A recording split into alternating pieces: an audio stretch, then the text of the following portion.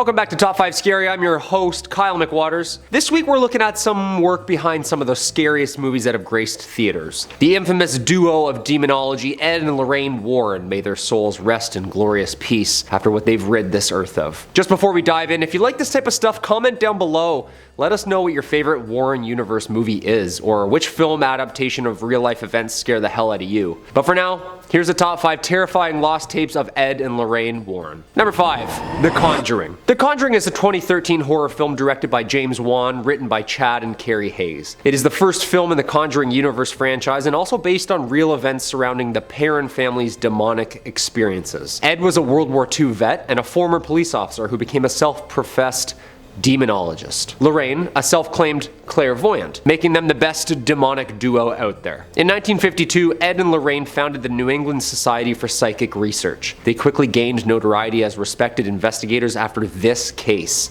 The Perrons. In 1971, the Perron family moved into a 14-room farmhouse in Rhode Island where Carolyn, Roger, and their 5 daughters began to notice odd things happening almost immediately. First, missing items, salt shaker, broom, then some ghostly sightings. Then, well, you'll see. It was discovered that the home had experienced some previous sinister owners, self-immolation, deadly accidents, and of course, murder in the attic. One violent and destructive spirit named Bathsheba. Quote, whoever the spirit was, she perceived herself to be the mistress of this house, and she resented the competition of my mother posed for that position. Andrea Perron, the oldest daughter. Bathsheba Sherman, who lived on the Perrons' property circa 1800s, was rumored to have been a Satanist and involved in the murder of a neighbor. According to the oldest daughter, Andrea, there were numerous spirits that lived on the premises. The smell of rotten meat, beds levitating, and of course, the dirt-covered, abysmally cold basement. The Perrons asked the Warrens to come in more than 10 separate times on 10 separate occasions to help out their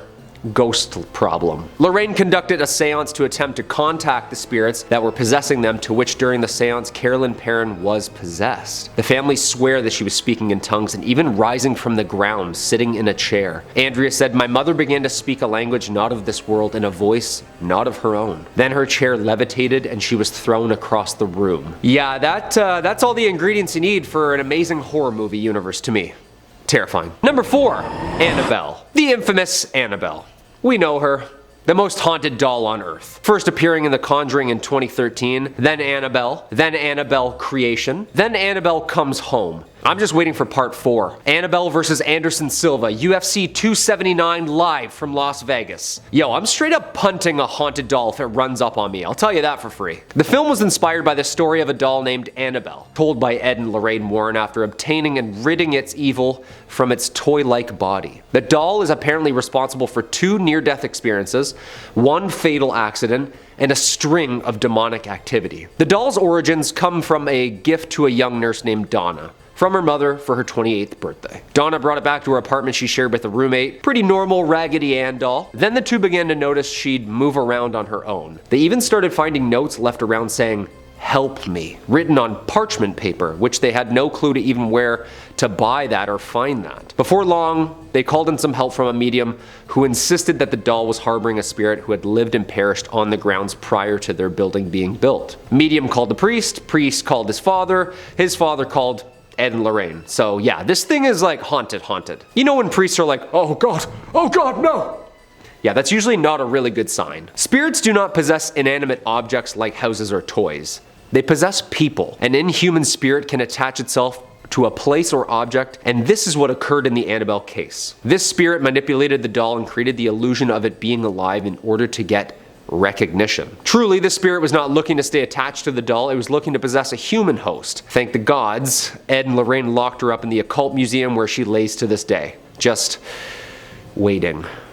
Number 3. The Haunting in Connecticut. The Haunting in Connecticut is the first of the Warren universe of horror and is based on all real cases and points. A 2009 gem, it accounts the horrific paranormal case of the Snedekers, who moved into a ghost-infested house in Southington, Connecticut. Carmen and Alan Snedeker, their 3 sons, their daughter, and 2 nieces, all unwillingly now pray for the other side. The eldest Snedeker son unfortunately was diagnosed with Hodgkin's lymphoma, and the family moved to Connecticut to be closer to the doctors. What they weren't initially aware of was that the home they were renting was once a funeral parlor.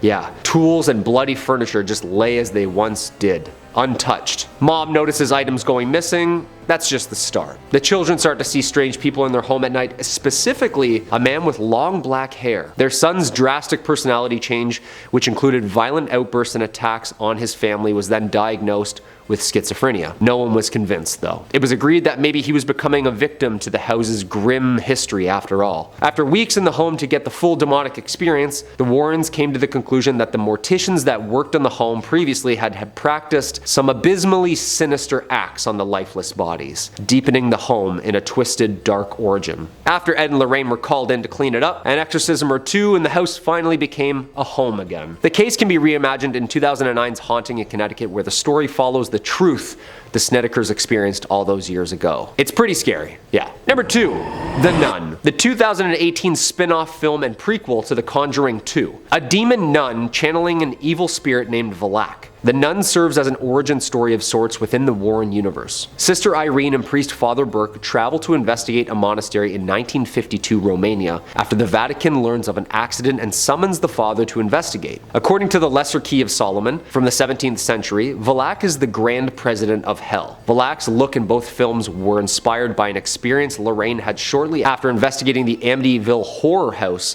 in 1976. Lorraine was at home in her bed reading when she felt a presence. She saw a black whirlwind of dark mass enter the room.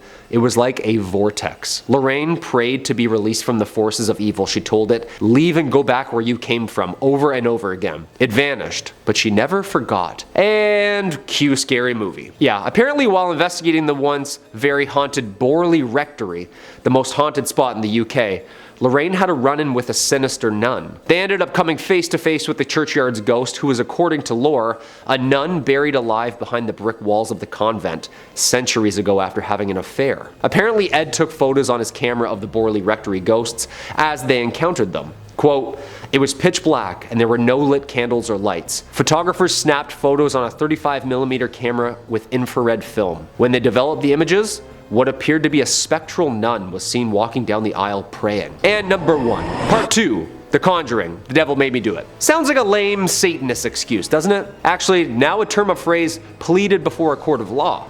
Yeah, who knew? Could possession under demonic circumstances prove innocence over acts performed while under? This is the 8th installment of the Conjuring universe. The plot is as follows. It's 1981. Ed and Lorraine documented the exorcism of 8-year-old David Glatzel, attended by his family, his sister Debbie, her boyfriend Arn Johnson, and Father Gordon of Connecticut. During the exorcism, Arn invites the demon to enter his body instead of remaining in the boy's. The family, including the Warrens, witnessed the demon transport itself from David's body to Arn's body while he suffers from a heart attack and is taken to the hospital unconscious. Arn and Debbie return home, but Arn is left feeling a little unwell and eventually ends up murdering his landlord, stabbing him 22 times due to this demonic possession. Yeah, sounds pretty terrifying, doesn't it? His case becomes the first American murder trial to claim demonic possession as a defense. Well, sorry to break it to you, but this is literally a play-by-play of the events that actually happened. Yeah.